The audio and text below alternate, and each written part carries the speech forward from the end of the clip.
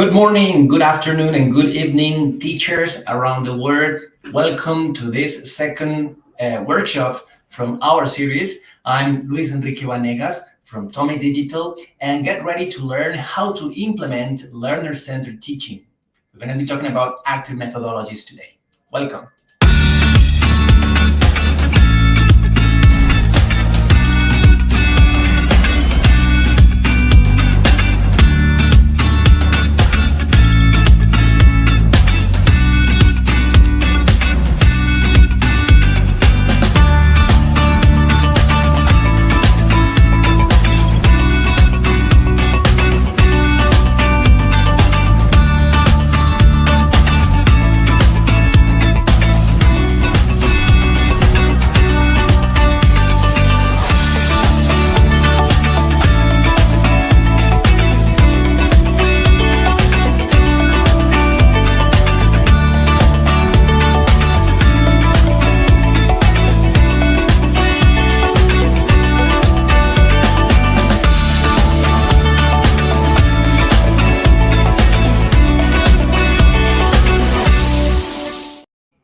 I know we have a lot of people from different countries, from different African countries, to who I want to say hello and welcome. And of course, thank you very much for accepting this invitation, for being here with us, for supporting this initiative, which is basically based on engaging teachers into new ways of teaching, into new ways of understanding education. Remember that this is a series of four different workshops. This is just the second one, so we still have a lot of things to talk about, and we're going to be developing very interesting topics that are definitely going to give you elements, give you skills, and give you tools to become a better teacher, a more innovative teacher, and a teacher that definitely wants to take steps into the education of the future. Welcome to Educational Trends as Mediated by Technology. This is the name of the series. We basically cover some trends in education, but mostly we focus on learner-centered education and everything that surrounds that methodology. But not only methodology, I would say it's more than a methodology, is a paradigm. A new paradigm in education, a new paradigm in understanding, learning, and teaching. And a paradigm that comes with different practices, different opinions about what is the best way to teach. All right. So this series of four workshops also includes a very interesting and a very specific ebook, like an e-manual that you're going to get after every workshop via email. If you are here, it's because you have registered on our account, on our forum for the series of workshops. But if you haven't, please go ahead and do it, because that's the database that we're going to be using to send you all the information, all the invitations for the rest of workshops.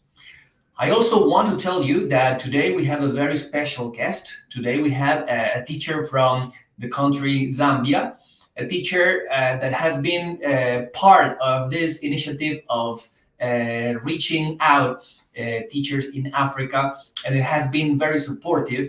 Apart from that, it's a teacher that is very committed to learning new trends on education. It's a teacher that is very committed on advancing in terms of how to make students engage with their lessons. So it's a teacher that is all the time using new technologies and new tools, and that is definitely, as many of the people here, willing to improve and get new skills on how to teach better, how to teach more efficiently and more meaningfully.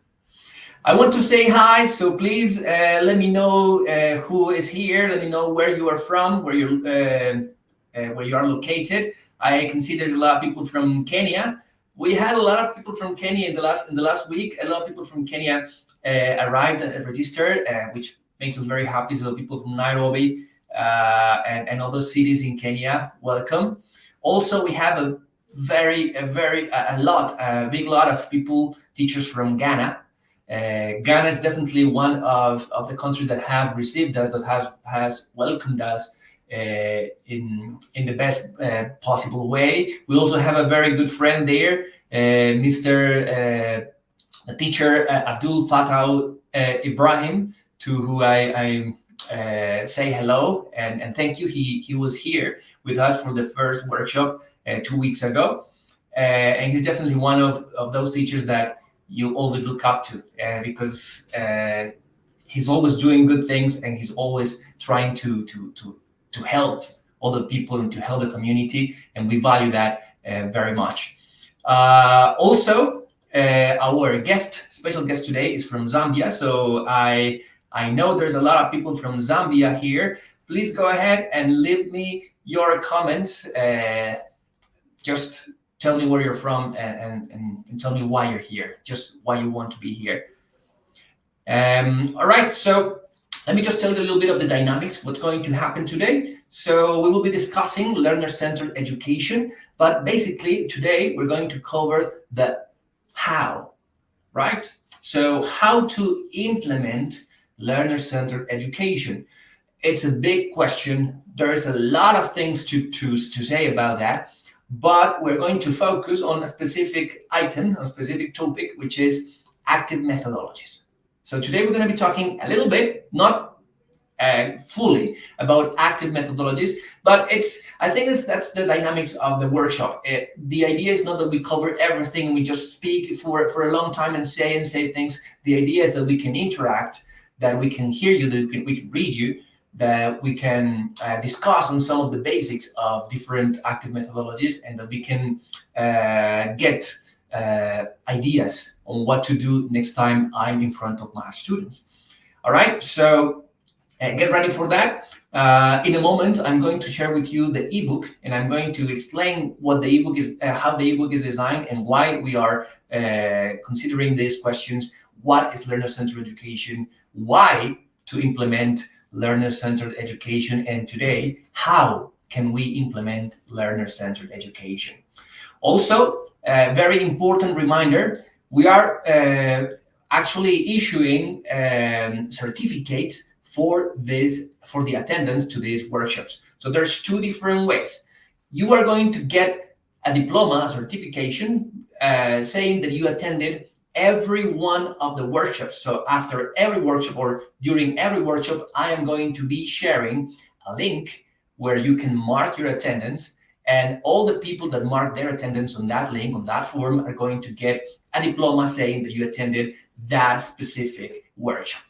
But also, if you attend all 4 workshops, we're going to issue a certification that says that you attended the whole series with a specific number of hours, and that you are one of those teachers that are worried about getting better and professionalizing and just becoming a better teacher every time. So if you are here, please pay attention. I'm going to be sharing the link. Not right now, because I want you to be here with me for a longer time, but eventually I'm going to be sharing the link, the attendance link, and I definitely want you to make sure that you are there, that you mark your attendance, and that you get your diploma for being here.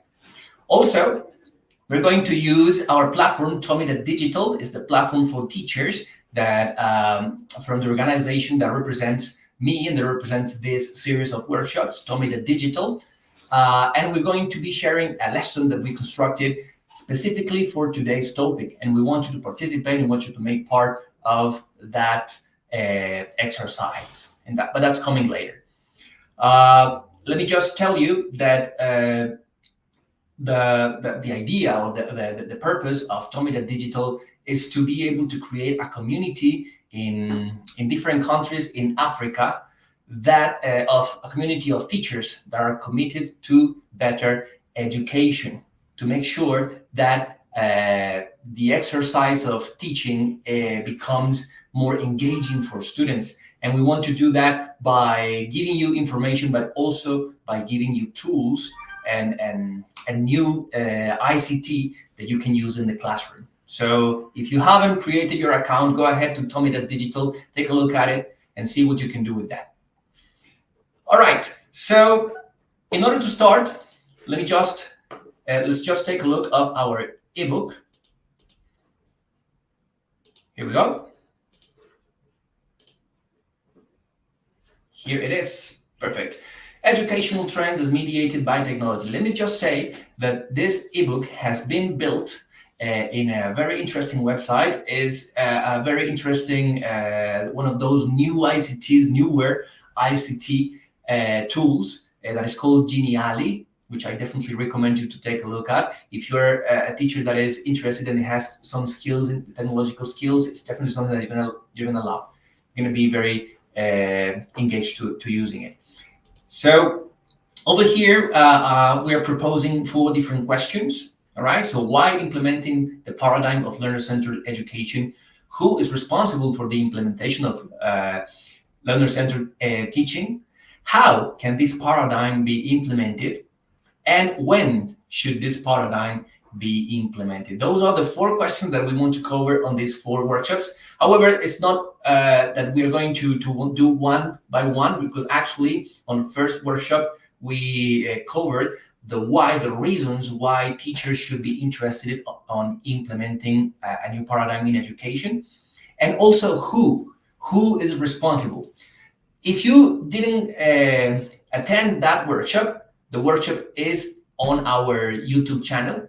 So you can go ahead to our YouTube channel after this broadcast and see what you missed in the first workshop. But also, when you get this awesome ebook, you can just take a look of the information there. So let's just do that very quickly so that you get an idea, you get contextualized on what's been going on.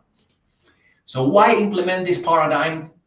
Many different reasons. Because this paradigm emphasizes on creativity and imagination, because this creativity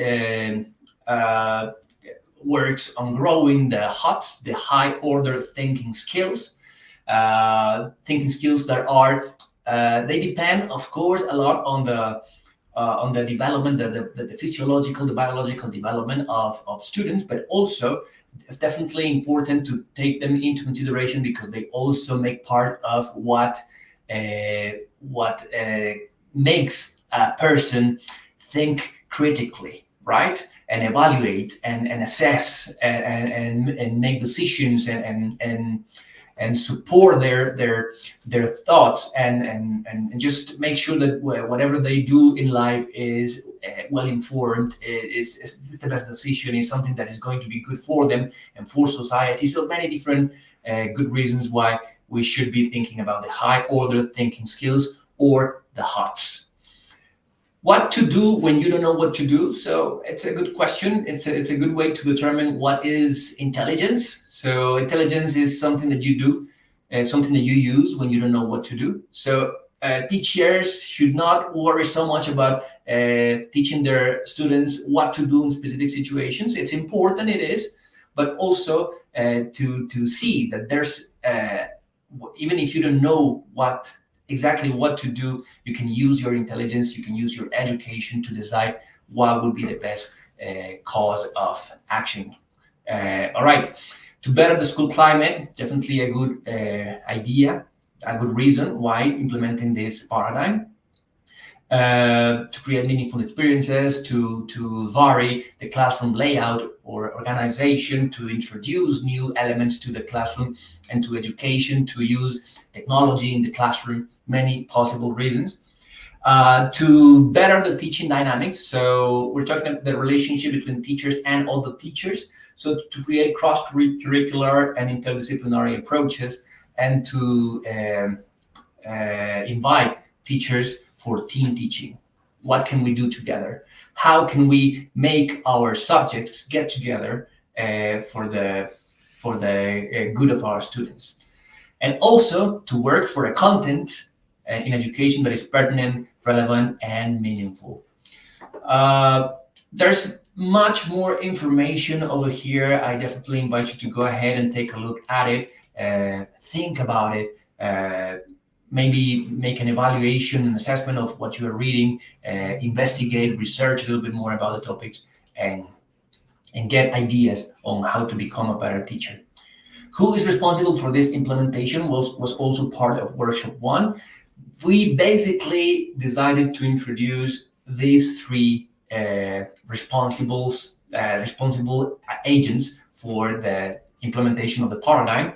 First place is the teachers, basically the characteristics of teachers, and something very important that we spent some time talking about last time, and it was the new roles of the teachers. So the fact that as teachers we are moving from a very commanding role to a very managerial role to a role that is more of a facilitator, of a guide, and of a coach. You're going to notice there was something that I heard on a podcast when I was preparing for this workshop that I found very interesting, and is that when you remove yourself from the center and you put the student in the center of education, of the exercise of teaching, you're going to notice how the student is going to look for a facilitator, is going to look for guidance, and is going to look for someone who's coaching them to continue to keep going, to making more efforts to learn. So by removing yourself from the center and putting the student in the center, you're going to notice that you're going to be the center for the student. So it's a very interesting idea, and I think I really liked it when I heard it. When you remove yourself from the center, you're going to become the center for the student. All right, students, it's not just the teachers, of course. We need students that have some specific characteristics, students that are willing to work collaboratively, to investigate, to know what they know, right? So they need to know what they know, what they should know anyway, to be able to go the extra mile, to be able to change their roles as well, to more active roles, many different characteristics. And something very important, we put them together, parents and government considering the education system, right? And the people that are worried and that work for improving education systems around the world. So the standards, people who create the standards, people who create the curricula, for example, definitely they need to be in harmony with us. And teachers and also students, because we need to understand that the change of paradigm is not just a change in education, but a culture change. So not worrying so much about grades, not worrying so much about the traditional type of evaluation, but understanding that formative assessment is the way to go. And that we need to understand the system and the new elements of this paradigm together, so that we teachers, as teachers, can work more efficiently, more comfortably. All right, so if you want to know more, just remember to register and get the ebook. And when you get the ebook, just go ahead and take a look at all the information that you're going to see there. Today and next workshop are going to be focused on how can us teachers implement the new paradigm of learner-centered education. That's going to be the focus for these two workshops. Today, we're going to be talking about active methodologies. And next time, we're going to be talking about kind of what I like to call the new standards, or the global standards. But that's for later. Let's just focus on what we have on the ebook for today. Okay. So how can this paradigm be implemented? Remember, we're talking about the learner-centered teaching paradigm, or learner-centered education in general paradigm. So the paradigm is student-centered. Education does not depend solely on teachers, but teachers are definitely the precursors and agents of change for its implementation in the educational system. All right. Also students, but I think teachers have that responsibility. We are the ones that need to move and push and try to change the things that are not working, and welcome the new practices that we want to try and that we are informedly implementing in education. A good starting point for this would be to redesign the classroom. So that's something that I want to propose today to all of you. How can we start implementing the new paradigm? So think about your classroom. I know some of you, many of you, may have already made some changes in the classroom in order to create a new environment. But let's try and see all the possibilities. How can we make our classroom a better place for students, a place where students can feel the center of the education? All right, so introducing technology definitely is something that is going to activate and propose new elements and move you out of your comfort zone and make you do new things and make you do things better. Incorporating new strategies that facilitates communication. All right, so we want students to be part of their learning process, so we need to hear what they have to say. So implementing new strategies for communication between teachers, students, and also students, and also teachers is definitely a good starting point for the implementation of this paradigm. What is also helpful is if the classroom activities focus on problem setting. All right, so you're not saying we're going to learn this, but better, you're going to say something like, how can we solve this problem? How do you think, my dear students, that we can solve this problem? What ideas can you come up with in order to solve this problem? It can be any type of problem, any type of situation, but problem setting is definitely one of those elements that are going to help you start an implementation of the new paradigm. Contextualization of school subjects. All right, so you know a lot about your subject. We know that teachers have to know a lot about their subject. They have to be very good students. They have to be researchers, and they have to be very hardworking, because that's part of the nature of our job, of what we do. But try to contextualize it to students. Learn that by contextualizing, students are going to be able to understand it better, to recognize it outside the classroom, and to make that part of their lives. So definitely contextualization is an important part of it. Analysis and research of data. Definitely a very important skill in our times, that students are able to go to the internet, but they are also able to recognize what is useful information and what is not.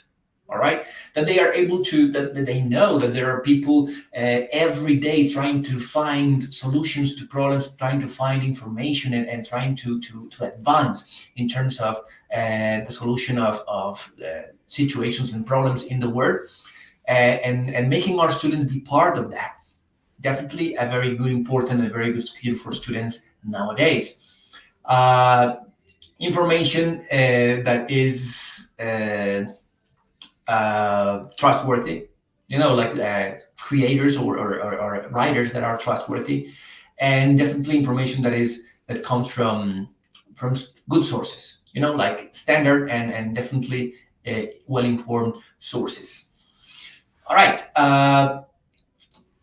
so we need students that are creative.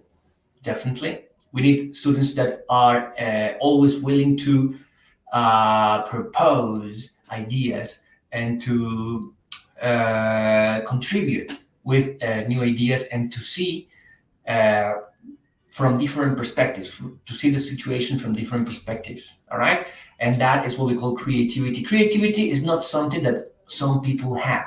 Creativity is part of human nature, and it's the duty of the teacher, the responsibility of teachers, to be able to let students know that they are creative and that creativity is important.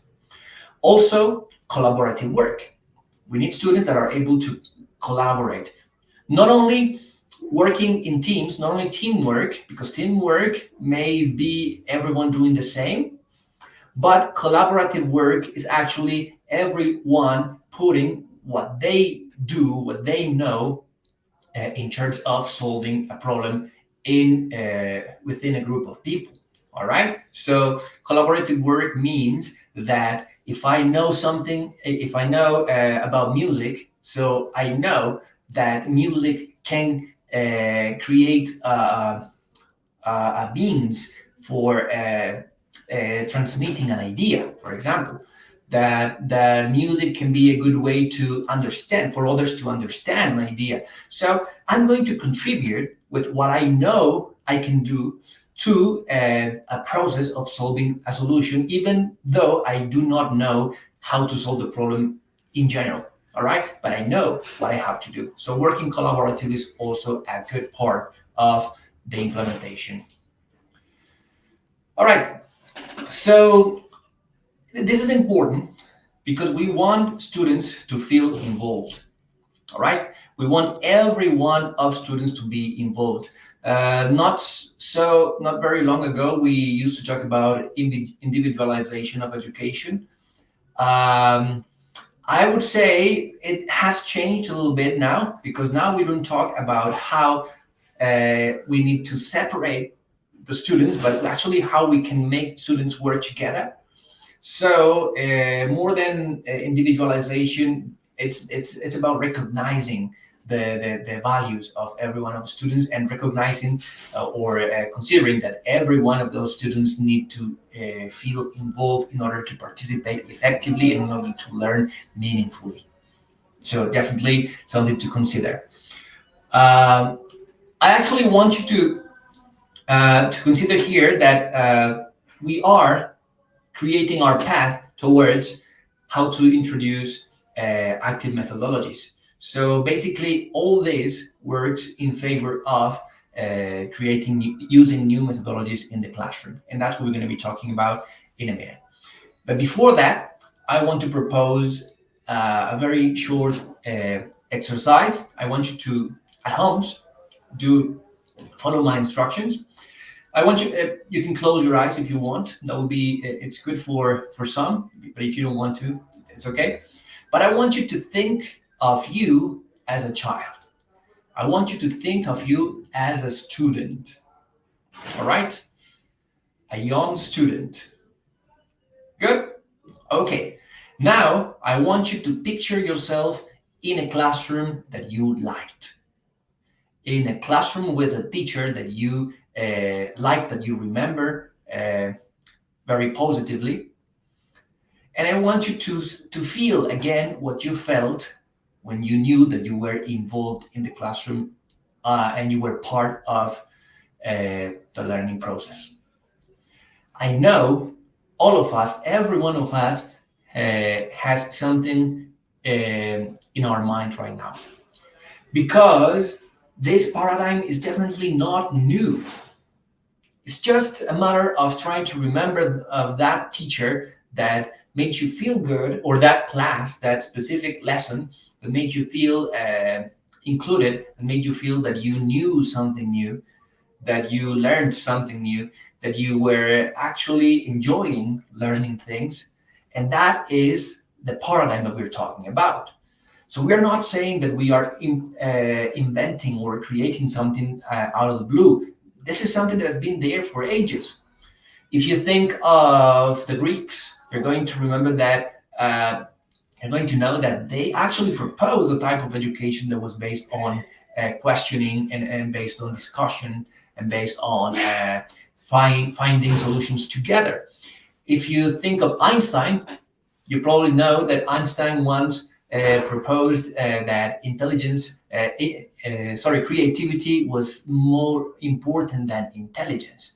In his words, what he was trying to say is that what we need to learn is how to be creative, how to think, more than learning a lot of information and memorizing a lot of information.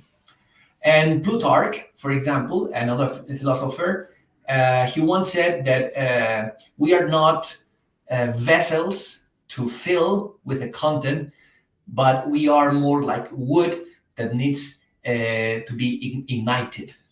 All right, so we're not like a container for information. We're actually a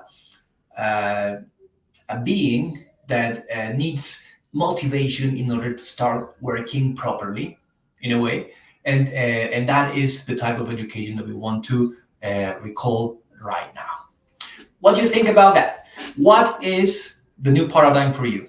What are you doing right now to implement this new paradigm? Because I know that most of you have been doing something. Some of you may have done a lot to implement this new learner-centered paradigm in education. Others may be a little bit more focused on methodologies that are more traditional, but want to improve and to make sure that they can do better. So definitely trying this is going to help you recognize new possibilities. So what are you doing at the moment? Go ahead, write on the comment section. Tell me, what are you doing right now in the classroom that you consider is a new paradigm in education, is learner-centered, and that you consider that is working. And it's something that you hope that your students are going to remember in the future. So go ahead. I want to read those ideas, and I want to know a little bit more of those actions that you're taking in the classroom. Perfect. Okay. Again, we're talking about how to implement the paradigm. Let me just move on from here. Here it is. Okay, so next workshop, I'm not finished. I'm just giving you like a heads up of what's coming next. On the next workshop, we're going to refer to this specific element: change of paradigm. A change of paradigm, and what can we do to change the paradigm? So we need to understand. For the next time, we're going to be talking a little bit more about that. But we need to understand that there's new realities. We just passed a global experience that, even though it was not a positive experience at all, it was quite negative and it was quite difficult for us. I'm talking about the pandemic and the enclosure. Okay, it definitely taught us a lot about ourselves and a lot about real globalization and the world, and it made us consider new possibilities for the future. So those new realities are affecting the world, they are affecting society, and they are affecting education. Let's talk about them. But that comes from on the next workshop. Newer ICT. What about artificial intelligence, for example? It's definitely revolutionizing everything right now. So how is artificial intelligence going to affect education? And something that I definitely want to spend some time talking is what I like to call the new global standards. For example, the UNESCO's 21st century skills. But that comes next time. All right. Right now, let's talk about active methodologies. But before we get to the theory, let's see what you have been saying about your actions in the classroom. Okay, so I have over here, Kiplangat says, games through gamification using digital devices. Perfect. We are going to talk about gamification in a moment. So using gaming conditions is definitely a good portion of what is a change of paradigm. All right. Let me see what other things we have over here. Catherine says, integrating ICT in my lessons, group work for students in tackling topics like map work in geography, giving assignments that require internet research. Definitely, the implementation of ICT is one of the things that it's technology is not something that you can fully control, and we all understand that. Internet may be at its fullest when we are in the classroom. Maybe it's not working, and we know that could happen. But the implementation of ICT, I think it's not optional. It's something that we definitely need to consider as part of the exercise of teaching right now. So thank you very much, Catherine, for your idea. And then we have Joel here that says to pose a key inquiry question or case study for the learners to give out and share ideas. This is a very, very good idea. Um, Asking students to discuss on a topic, all right? Taking a moment to see what they have to say about something, what they know about something, what they have learned in the past about this topic, and making the classroom a safe place for expressing ideas. Of course, with all due respect. Of course, with all the sort of instructions that the teacher is going to give them in order to express their ideas, but that they are actually able to express them is definitely one of the things that they appreciate a lot. I have another one here. Abdul Basit says, I'm now focusing on giving group work and projects. Cool. For students to always present. Yeah, definitely projects, classes or lessons that are not just 45 minutes or 1 hour. Lessons that may take weeks, but that at the end they are able to present a result that is definitely not just one thing, but the composition of many different findings that they got through the period of the project. It's definitely something that changes education and helps your students be more motivated and more included. All very good ideas, all very nice and interesting ideas. Please continue writing what you're doing. But it's moment to introduce our special guest of today. Okay, perfect. So again, I'm very happy to introduce this teacher. He's a character. He's definitely one of those people that you like to hear, you like to talk to. Always with a smile. Definitely a very nice person to have conversations with. But not only that. Let me just tell you that the teacher, Tom Jr. Banda, is a secondary teacher of English and civic education, former Students' Union president, certified international volunteer. He's also one of the winners of our contest Double Win that we just ended a couple of months ago. It's a certified community development personnel, awarded a scholarship by Cambridge University in Key Essentials, the Sustainable Development Goals, and the law. An alumni of African Youth Empowerment and Capacity Building Academy, class of 2021, and he holds a diploma in Ministerial Leadership Studies. So, please welcome Mr. Tom Jr. Banda. Thank Hello. you so much. Thank you, Luis. Thank you. How are you today, Tom? I'm fine, and how are you, Luis? I'm doing well, a little bit hot, but not very much. All right, it's hot here as well, Zambia. Yeah, I bet it is. So you're in Zambia at the moment. Where are you exactly? In Copperbelt Province, Kitwe District. All right. Tell me a little bit about your context there, Tom. Where do you work? Tell me about the students there, the teachers there. All right. I'm working at a community school, so I'm in the private sector, not yet in the public sector. A Zambian student is one who is willing to learn and to bring about change in his or her life, just like any other person or student would have those dreams of becoming someone in life. And as usual, would always have different characters, those that are serious with school and those that are not serious with school. So, and a Zambian teacher is one that is pursuing the new learning trending teaching methodologies that are trending now. As we all know, we are moving from the traditional way of teaching to a more of a learner-centered way of teaching. And the Zambian teacher is one of those teachers that is on a serious race of trying to integrate the new form of teaching by applying these more learner-centered methodologies. All right. Tom, let me ask you a very difficult question for all teachers.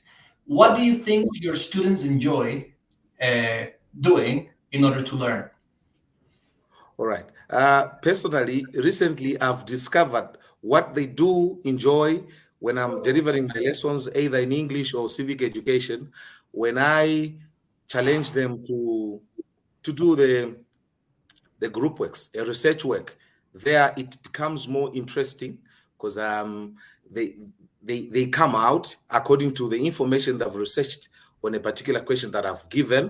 And I see even those that seem to be passive learners participating, challenging certain research. No, this is not valid. No, according to what I researched. So that I've seen to be more applicable to learners because they take up a role of being in control of the information that they've gathered and deliver it to their colleagues out there in class.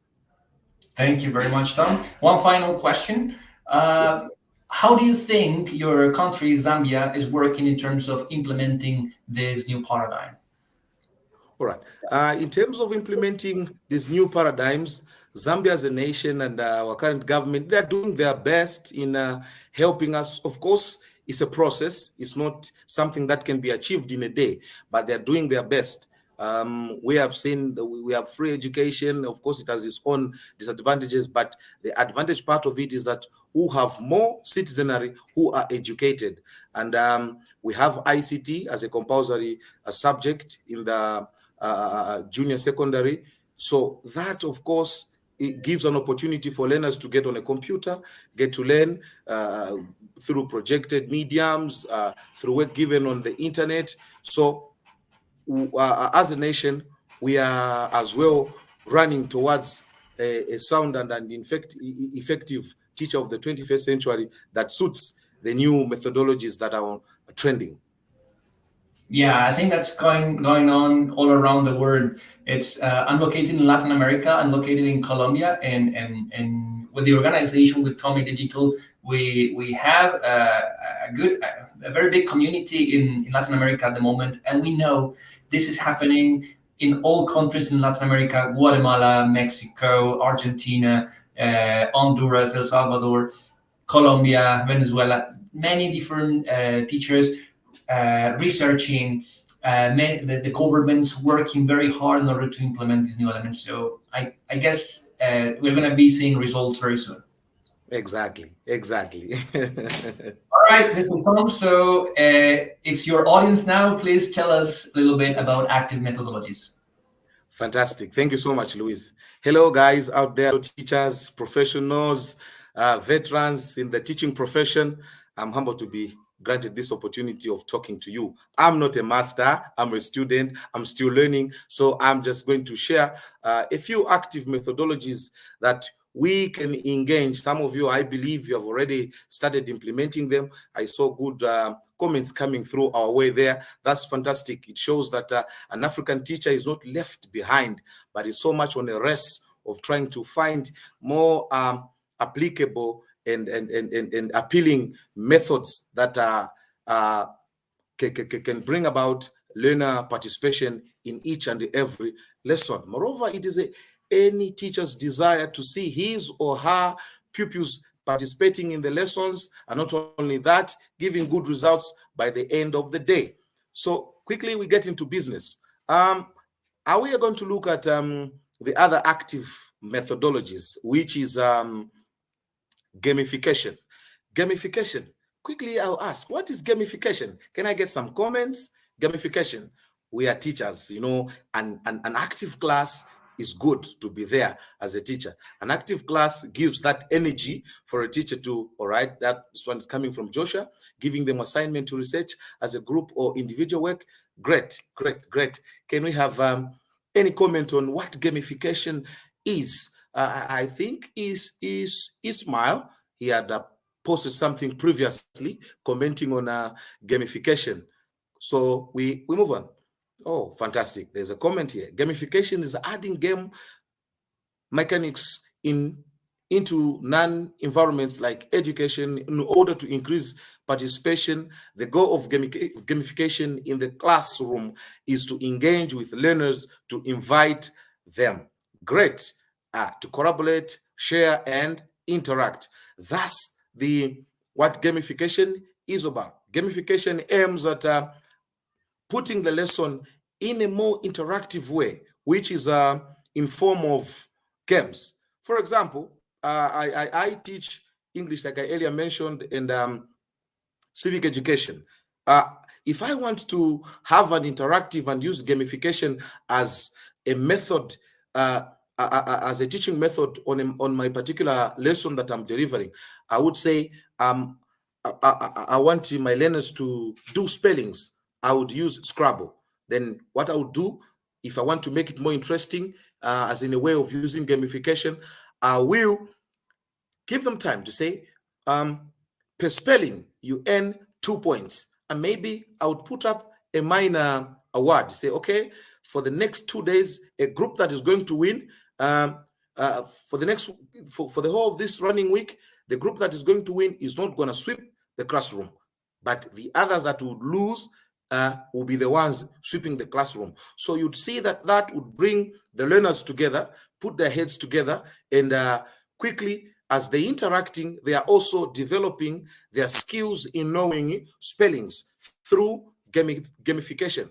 Again, not only will they develop spellings as one of my objectives as I'm delivering that lesson through gamification, but they would also develop collaborative skills. They would learn, they would know how to work as a team. They would know how to work together. So you'd see that gamification gives us quite a wider advantage of using it in a lesson. It will not only develop the specific set objectives of the learners in, like I earlier said, in having them learn more about spellings or get to learn more spellings, but also the collaborative skills. They will develop the skill of working together as a team. Moreover, teamwork is key. No man is an island. There's a saying which goes. And not only that, gamification also would bring about interaction. Learners will be able to interact as they go about making those spellings. So, no. Here, Msonda, this spelling is not okay. Louise, this spelling is not okay. Oscar, do this.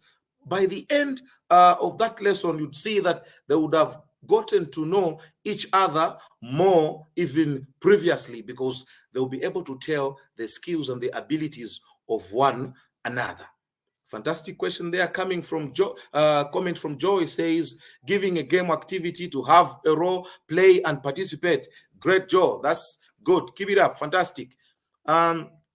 We see also that gamification is about transforming the classroom into an environment and the regular activities. Fantastic. Ismail is back. Classroom reinforcement and use of cheers and strive and class raw points. Great. That's good. I love that. Keep the comments coming, teachers. This is great. I like it. We are in class. Every teacher likes an interactive class, and indeed that would pave way for you to deliver a good lesson. Great. Catherine there says teaching through classroom play, games, and use of badges or reward points for scores. Great. I like that one. You see that gamification brings all these activities to just make a lesson more interesting, but by the end of the day, you keep track of the set objectives as to why you've used it as a method. It transforms regular activities.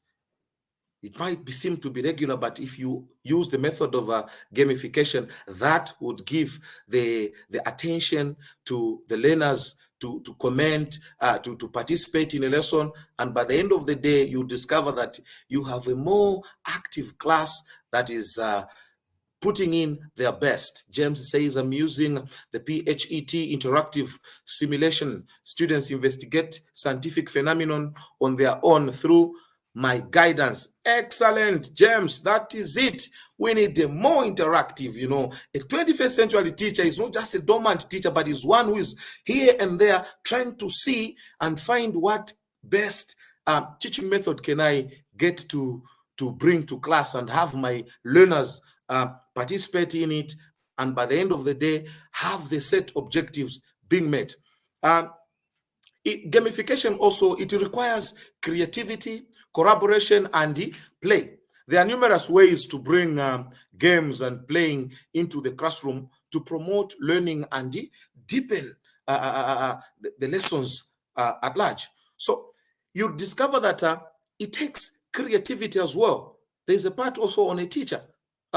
So meaning a teacher will not just be there to guide, but as the teacher is planning, working on his lesson plan, there's a component also again of creativity. You need to be creative. How will I make my lesson active? Okay, tomorrow I'll be teaching about constitution. How can I marry gamification into constitution? Okay, what do? I put them in groups. Then in those groups, I'll ask that they come up front, write some types of constitution and forms of types of constitution and characteristics of constitution. As a team picks on a type of a constitution, as they go back there to unveil their question, whoever answers quickly by a way of giving the characteristics of a type or of a kind of a constitution that has been picked by another group, they earn themselves 5 points.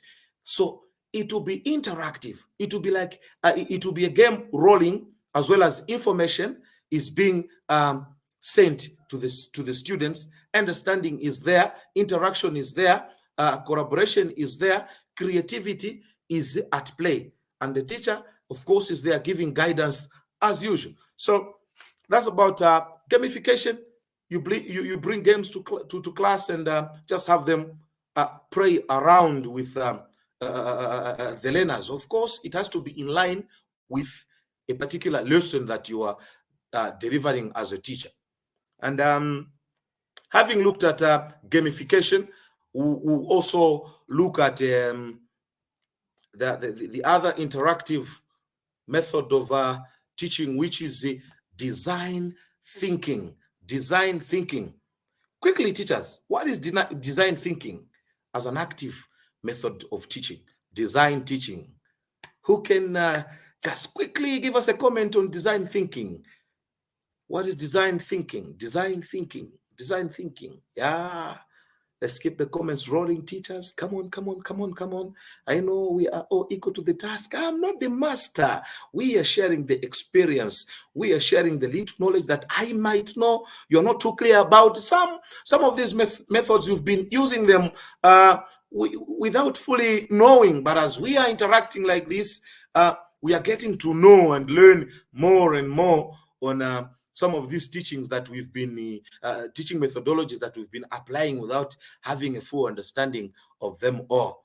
Quickly, someone to give us a comment. What is design thinking as a method of teaching? Design thinking. Teachers, design thinking. Bakitwe, I can't see you. Bakitwe Mulikwi. Louise, I'm simply saying those from my district. Where are you? I can't see you. Bakitwe, come up. All right. Design thinking. This is a mindset approach to learning. So as a teacher, if I use design thinking, quickly, what should click in my mind is that design thinking is a mindset and approach to learning. Oh, fantastic. I have that one. It says design thinking is a mindset and approach to learning, collaboration, and problem solving. In practice, the design process is a structured framework for identifying challenges, gathering information. So design thinking has to do with an approach to learning that brings about collaboration, problem solving in practice, and the design process is structured, is a structured framework. So if we look at design thinking, it is one of the newest methodologies that Mr. Mambepa Warrior should use, that Louise should use, that Joel should use, that Joshua should use, a method that Natasha should use as a teacher, a method that a Gift should use as a teacher, a method that Chiwesa should use as a teacher, especially in 21st century. And the focus is that the main key thing about design thinking is that it brings about problem solving. So when I use design thinking as a teacher, for example, I'll use my subject, civic education. I go to class, then challenge my learners and say, what do you think a good constitution should be like? Then I just leave it open to them. That would bring about a lot of creative thinking in my learners. They would think around, what form of a constitution do we have in Zambia? What are the good sides that we've seen about the constitution in Zambia? What are the bad things that we've seen about the constitution in Zambia? Or maybe in Colombia? What is the bad things I've seen about the constitution in Colombia? What are the good things that I've seen in the constitution of Colombia? And now the learners will be picturing how a good constitution should be. And that would bring up a lot of creativity, a lot of critical thinking in the learners. Okay, I think if we do ABCD, I think if we do this and that. And not only that, design thinking also helps to identify challenges. I go to class and say, I want you to go around the school, learners, before. In this lesson for today, I want you to go around the school, then come back to class. As they come back, I'll ask them to say, now, what are some of the challenges do you think are within our school? Definitely, I would get a lot of challenges that maybe some of them might not even have crossed my mind as a teacher. Maybe I come late, I don't know. Say, no, Mr. Banda, Mr. Tom, you come late to class. It's one of the challenges. No wonder maybe we are not doing well. So design thinking is all fantastic put together. It's for identifying challenges, gathering information, generating potential solutions, refining ideas, and testing solutions. Okay, is this an answer to the challenges that we have? Is this a solution to the problems that we've been having? So you find that when we apply these teaching methodologies in class, like design thinking, it will be outstanding. Even the passive learners will be actively involved and oppose certain opinions and just stand out and say, no, I feel this should be done. And you're just there as a manager. You fold your hands, as one giving guidance, you fold your hands and say, okay, wow, this is fantastic. Of course, bearing in mind that it is in tune with the set objectives on your lesson plan. And design thinking also is used to as a way of thinking and working. It is supported by different other strategies. For you to attain design thinking, there are other strategies that it is supported with. Design thinking asks some questions. It asks questions. Say, okay, what are some of the questions that design thinking asks of you and I? And what are the possible solutions, so to say, for me and you to have those answers, or answers to the questions that design thinking is asking? So design thinking asks a few questions. Number one, develop empathy and understand the need of the people we are designing solutions for. So design thinking puts in a place learners, if they are challenged, to say, okay, since you've discovered the challenges that we have, but what are the solutions that would you think we should come up with in order to kick out this challenge? So as they're thinking, empathy, you feel with the people that are in the challenge. So if it is, now I put myself in that challenge, how will I feel if I come up with this solution? Will it be okay? Will it be applicable? So you come up, learners will give you answers, will give me as a teacher answers, will give you as a teacher out there in Ghana, Kenya, Zambia, Tanzania, all over the world that we are connecting from. Different answers all together, and understanding the needs of the people the solutions are being designed for. Define problems and opportunities for designing solutions. Okay, what are the opportunities? Okay, what are the advantages of a good constitution? All right. What is the importance of culture? So, what are the importance of culture? If learners integrate design thinking into it, they'll come up even with more useful advantages, or more profitable or valuable advantages, maybe than the ones that we have in our textbook that are already integrated in the curriculum. Why? Because they are being empathetic. They're trying to relate, putting themselves in those shoes. And definitely, no one would wish bad of himself. And you would find that learners will give to you and me those much challenging and permanent solutions to some questions and challenges that we might have been encountering. It also generates and visualize creative ideas. It generates and creates and visualize creative ideas, because you are challenged. Okay, imagine today you are tasked to come up with a way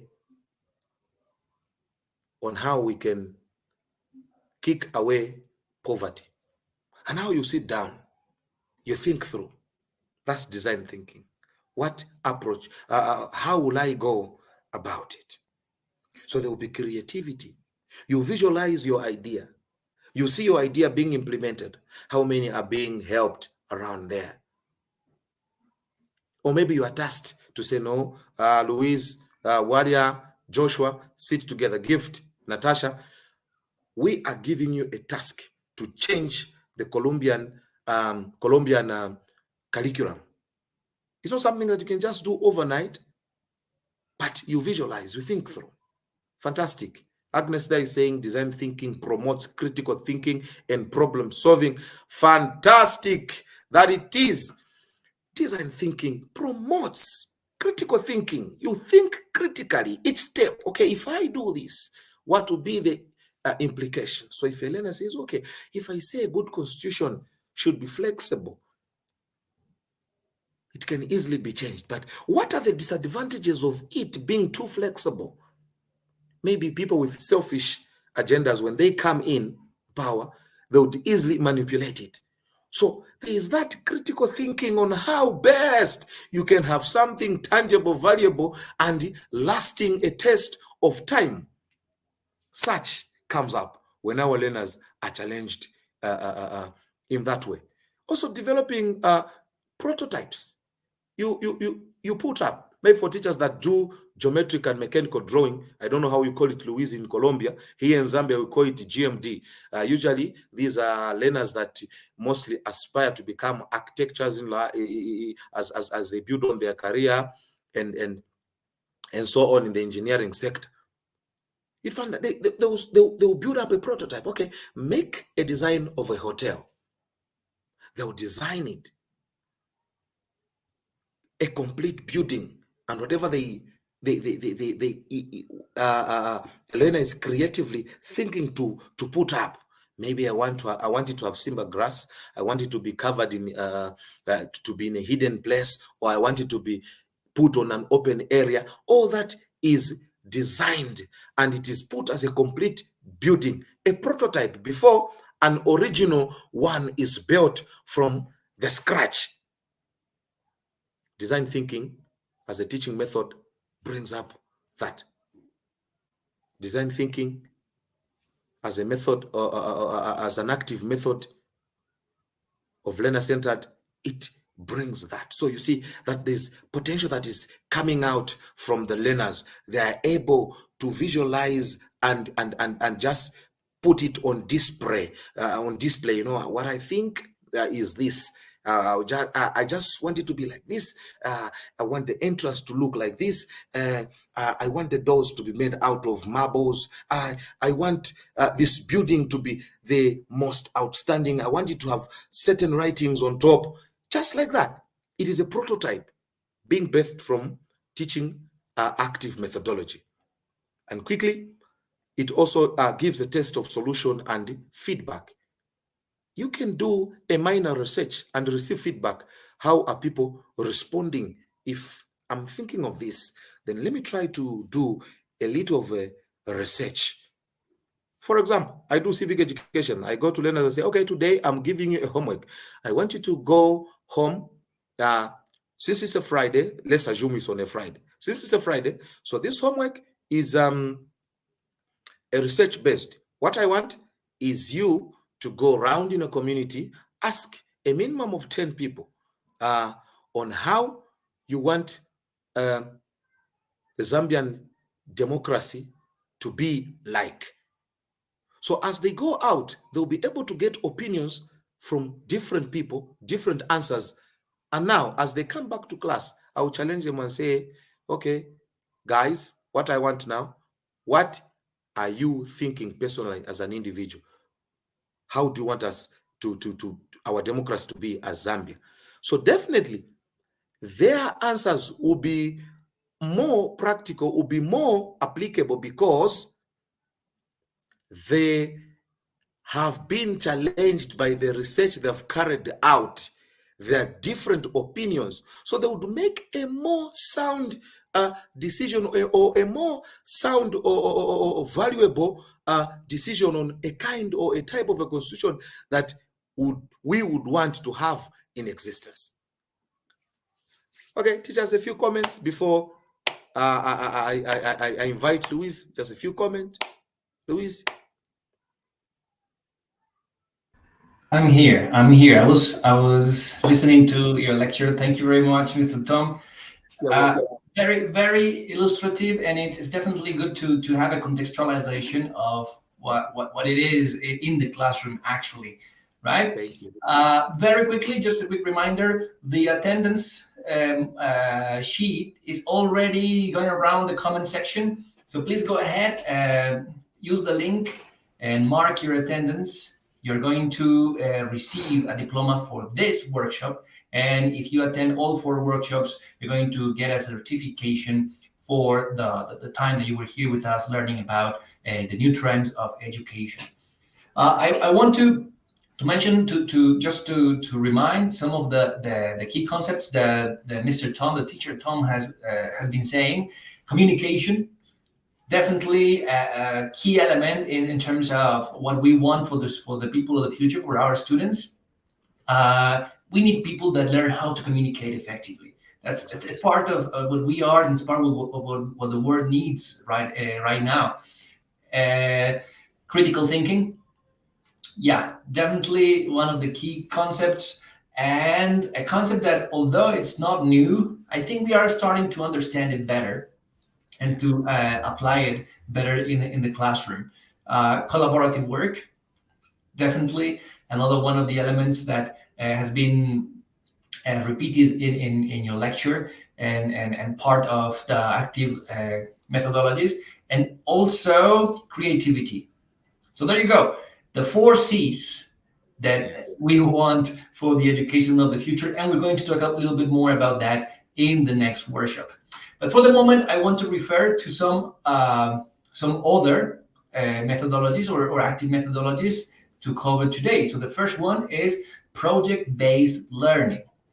Project-based learning, or PBL, it's a very, very similar concept to the design thinking. So what we propose is maybe a problem, or maybe what we propose is a product that is going to be delivered at the end of the process, but we are really focusing on how to get there.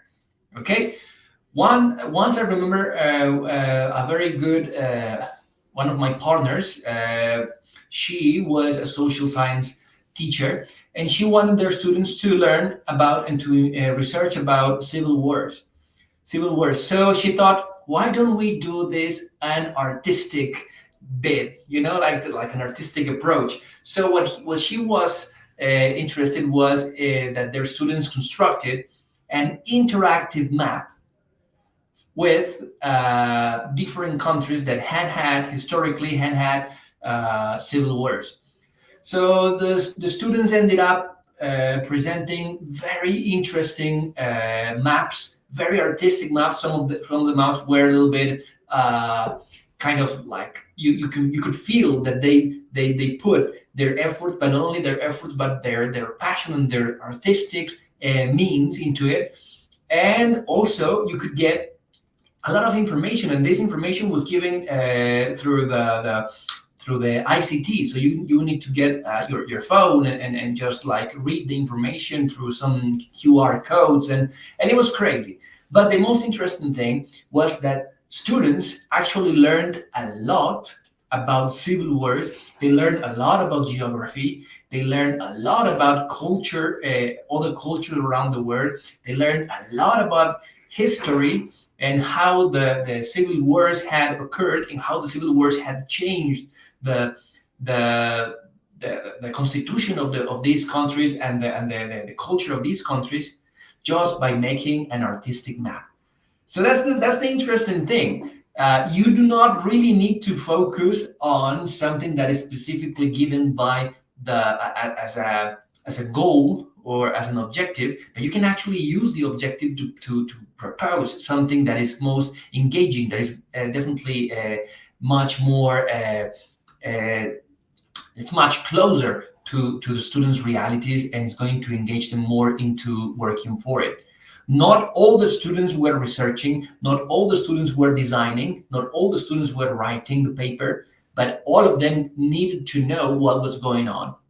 So it took time. That's why we also mentioned that the students need to be able to recognize the new roles, the new active roles that they get when we apply these methodologies. And some of the parents were asking, like after a couple of weeks, they were asking like, what are they really doing? I mean, what's the point of this?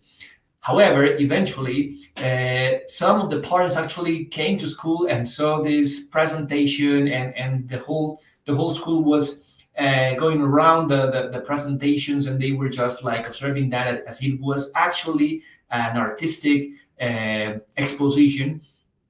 So it was great. I remember that was great. And if it was meaningful for us, can you imagine what it was like for the students who actually designed them, who actually prepared them and worked hard for that? So that's what we're talking about, and that's what Mr. Tom is talking about. That is redefining education, and that is implementing new paradigms. We need to work on curriculum. Yes, we need to work on standards, and we need to recognize what our students should be able to do and know. But there's many ways to do so, and definitely we need teachers that take the chance and accept the challenge. So that's project-based learning. Basically, project-based learning or PBL is an instructional approach designed to give students the opportunity to develop knowledge and skills through engaging projects set around challenges and problems they may face in the real world. But again, it doesn't need exactly to be a problem. It can just be a topic, a situation, or even a question that came out of a conversation with students. So taking advantage of these moments is definitely part of our new roles of teachers. And finally, I want to talk about challenge-based learning. So just by saying that, challenge-based learning, I'm sure you know what I'm going to explain and what I'm going to mention, because it's very, I think that's the nature of active methodologies. Problematics, situations, challenges that we are facing as humans, or that we are facing as inhabitants of a specific territory, or that we are facing as a specific community, or I mean, it could actually be the traffic jams in our town, right? It is a challenge to know how we can to ask our students, how do you think you can solve the traffic jam that is always forming around school? So that's actually the challenge that they need to be facing. And challenge-based learning is basically design thinking, but very focused on challenges that or on situations that challenge our students. it is definitely a good idea to ask them and to talk to them before you propose these challenges, to recognize and to do some research about what are the challenges that are most affecting the realities. It is definitely something that we talked about last workshop, was that the teachers in the implementation of learner-centered teaching need to learn a lot about their students. You need to be curious about what they do, what they like to do, what are their interests and what are their passions, and be prepared for that. So that's what we want in challenge-based learning, that the students face challenges, but they do not fear the challenge. They do not ignore the challenge. They actually accept the challenge and they do their best collaboratively to solve it and propose solutions to it. That way, they're going to be prepared to face all the challenges in the real world, and they're going to be prepared for whatever they want to pursue in life. So yes, I want to be a doctor, but it's too difficult. So do you accept the challenge? Remember the other challenge that you said it was too difficult? And you see how this works? It's definitely something that is going to permeate the students and is going to help them understand that that's education. That education is what helps them learn about other things, and what helps them understand the world and be prepared for it. All right. Again, please go ahead and mark your attendance in our the link. The link is on the comment section. So please go ahead. Just you need to complete some specific information like your email. It's very important that you understand that we need to use the same email for the attendance, for the registration for the series, and also to create an account at TOMi Digital, because that way we're going to be able to recognize that you are that person, and we're going to be able to issue the diploma and certification.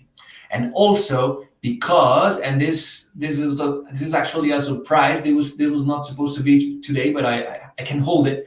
And it's that we're going to be checking the dashboard on TOMi. We're going to be seeing who are the teachers that are creating the accounts, but also creating lessons, because we want you to be recognized. And for the last two workshops, we're actually going to have some prizes for those teachers who are working on our platform, that are working to implement this ICT tool, this gamification tool, into your daily routines in the classroom. So please go ahead and start working on TOMi Digital. And actually, that was an introduction for our last section of today's workshop, which is to do a TOMi Digital class, a TOMi Digital lesson, to review the main topics of this workshop. So let's get to it. Here it is. I'm actually going to share with you this class. This is a class that I created with artificial intelligence in our platform. So I just signed in to the platform, and I asked the platform, can you design a lesson about active methodologies?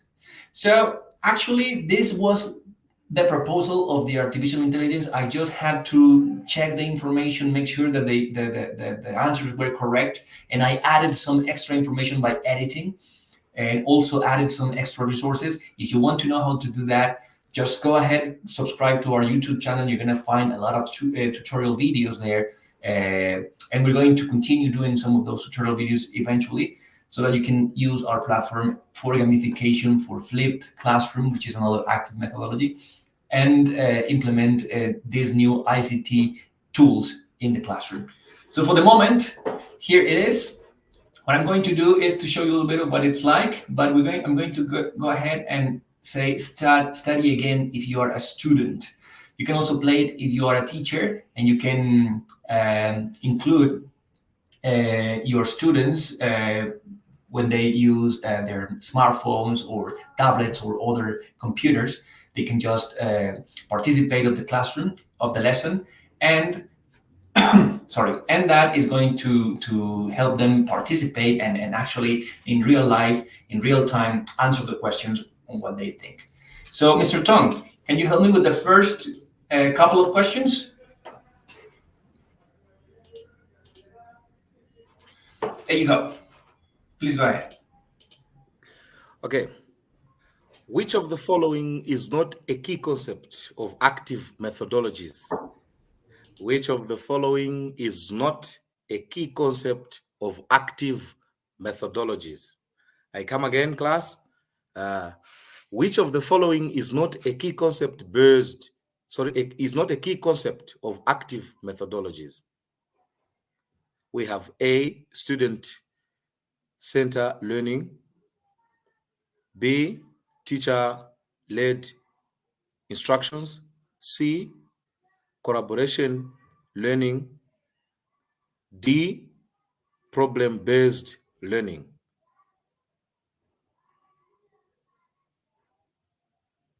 Can I have answers? Which of the following is not a key concept based? Which one of the following is not a key concept of active methodologies? Agnes says B. Maxwell says B. And the correct answer is B. Fantastic. You got it right. Maxwell also says B. Great. We go on to the next question. This one is a true or false one. Active methodologies prioritize critical thinking and problem-solving skills. True or false? Active methodologies prioritize critical thinking and problem-solving skills. True or false? True or false? Can I get answers? Active methodologies prioritize critical thinking and problem-solving. True or false? True. Victor says true. Great. Can I have someone else? Someone else coming in? And correct. The right answer is true. Critical thinking. Wonderful. You are such an interactive class.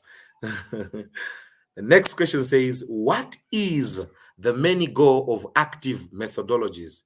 What is the main goal of active methodologies? A, to increase student engagement and participation.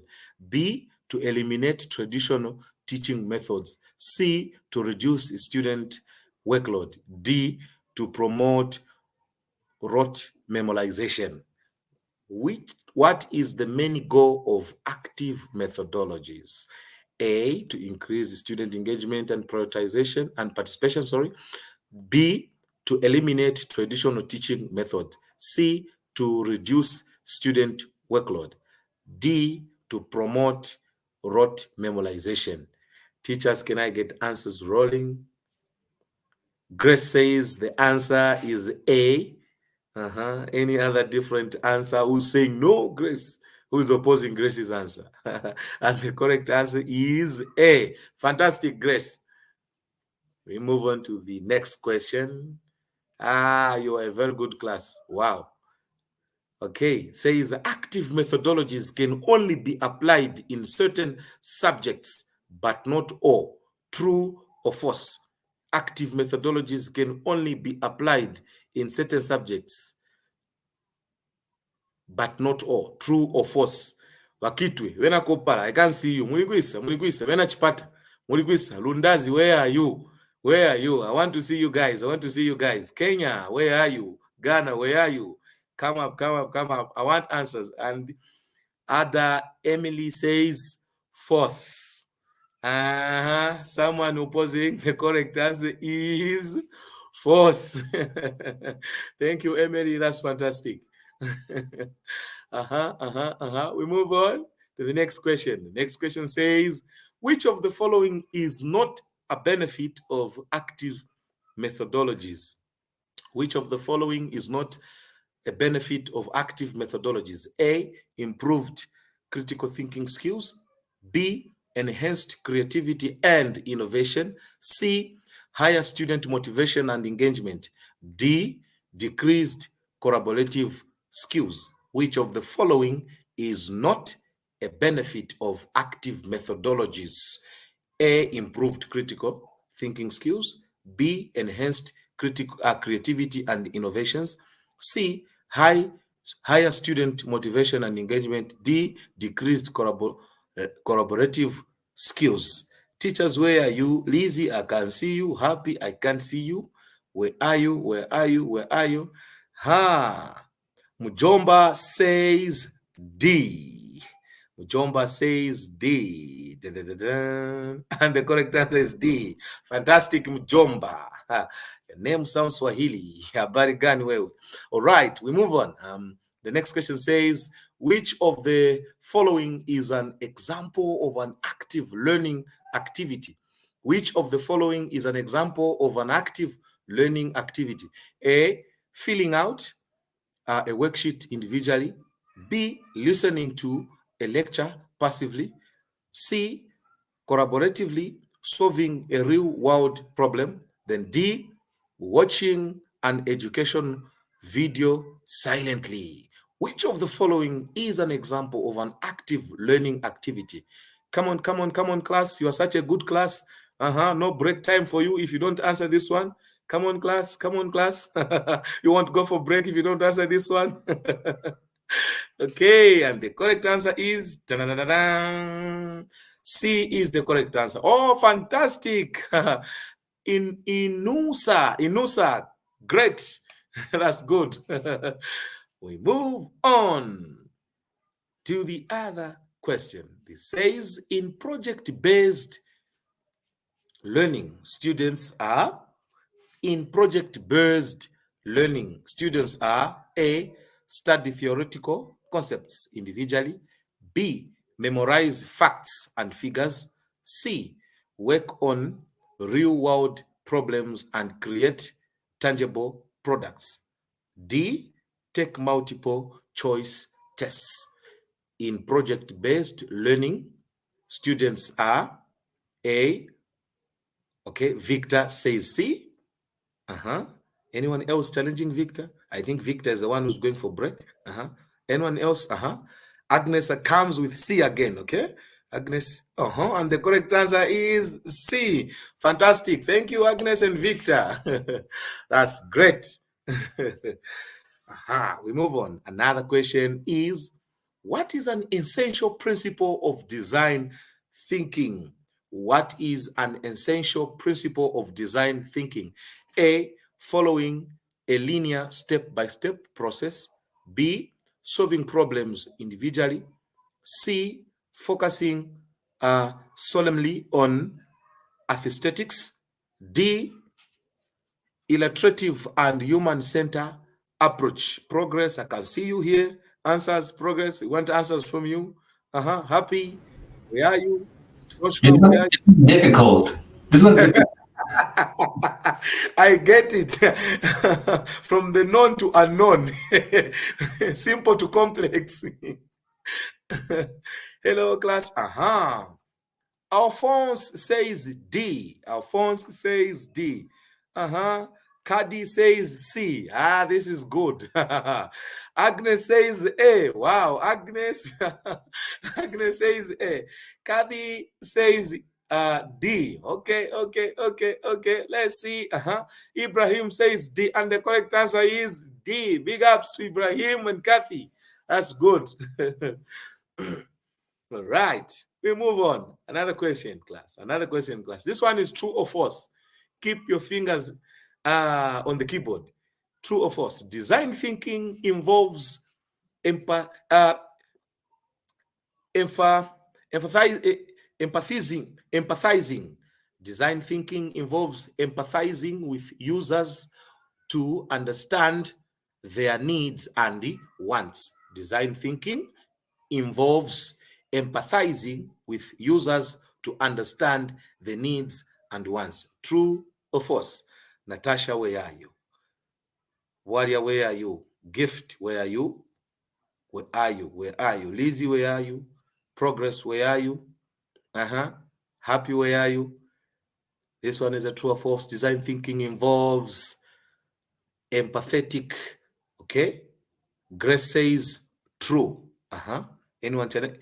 Ismail says true. And the correct answer is true. All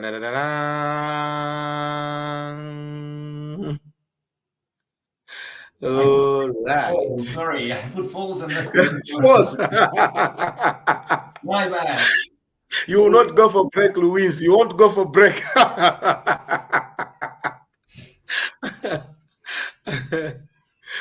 This is We the move on, final class. one. Sure. We move on, class. Which of the following is a key element of gamification in education? Which of the following is a key element in which one of the following is a key element of gamification in education? Number one, awarding grades based on performance. B, creating a competitive environment. C, using game-based software exclusively, using game-based software excessively. D, maintaining a traditional classroom structure. Which of the following is key element of gamification in education?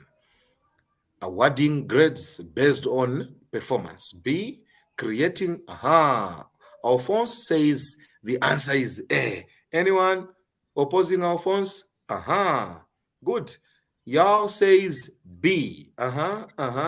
Any other different? Safe word says C.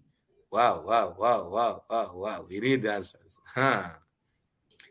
Kumbi Bini says C. And the correct answer is B. B. Yes.